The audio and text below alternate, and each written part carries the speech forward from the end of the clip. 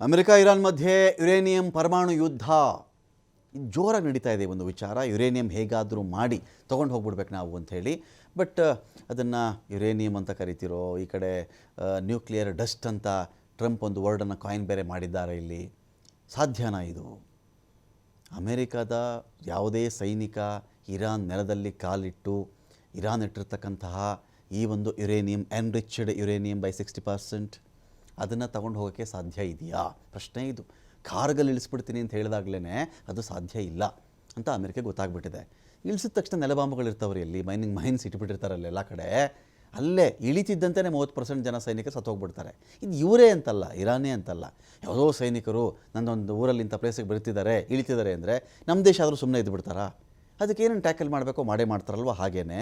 So ಇದ್ರ ಮಧ್ಯದಲ್ಲಿ uranium ತೊಗೊಂಡು ಹೋಗ್ಬಿಡ್ತೀವಿ, ಯುರೇನಿಯಂ ನಾಶ ಮಾಡಿಬಿಡ್ತೀವಿ, ಬೇರೆ ಕಡೆ ಎತ್ತಿಟ್ಬಿಡ್ತೀವಿ, ರಷ್ಯಾದಲ್ಲಿ ಇಡುವಂತೆ ನಾವು ಮಾತಾಡ್ಬಿಡ್ತೀವಿ ಅಂತ ಹೇಳಿದಾಗ ಇರಾನ್ ಇದಕ್ಕೆ ನಗುತ್ತಾ ಇದೆ.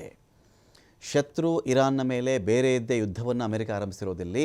ಇರಾನ್ ನೆಲಮಾಳಿಗೆ ಭೇದಿಸಲಾಗದೆ ಹೊಸ ಖ್ಯಾತೆ ತೆಗೆದಿರೋದು ಅಮೆರಿಕ. ಇರಾನ್ನಲ್ಲಿರ್ತಕ್ಕಂಥ ಯುರೇನಿಯಂ ವಶಕ್ಕೆ ಒತ್ತಡ ಹೆಚ್ಚಿಸ್ತಾ ಇರೋದು ಅಮೆರಿಕ.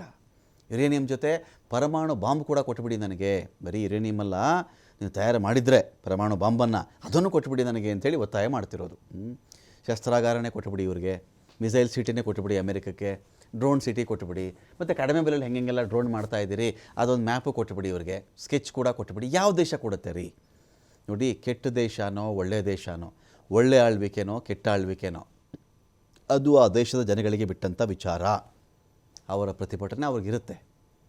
ಅವ್ರಿಗೂ ಚೇಂಜ್ ಮಾಡೋ ಕಾಲದಲ್ಲಿ ಎಂಥ ರಾಜರ ಆಳ್ವಿಕೆನೇ ಜನ ಪಲ್ಟಿ ಹೊಡೆಸ್ಬಿಟ್ಟಿದ್ದಾರೆ ರೀ. ಫ್ರಾನ್ಸಲ್ಲಿ ಹೀಗೆ ಆಯಿತು. ಫ್ರಾನ್ಸ್ ಕ್ರಾಂತಿ ಯಾಕಾಯಿತು?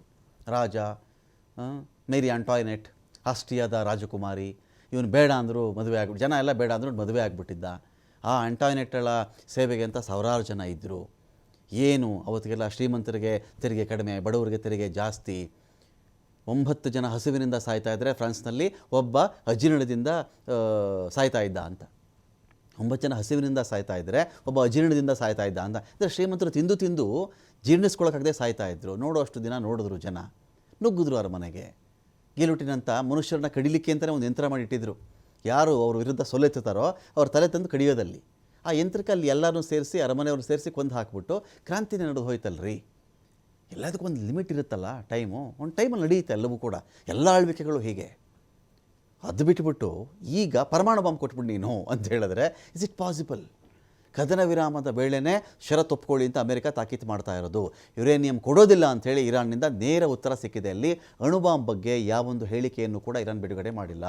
ಯುರೇನಿಯಂ ಕೊಡಲಿಕ್ಕೆ ಇರಾನ್ ಒಪ್ಕೊಂಡಿದೆ ಅಂಥೇಳಿ ಅಮೆರಿಕ ಹೇಳಿಕೊಂಡಿದೆ. ಅಂದರೆ ಈ ಯುದ್ಧ ಮದ್ದುಗುಂಡಲ್ಲಿ ನಡೆದಿದ್ದಾಯಿತು.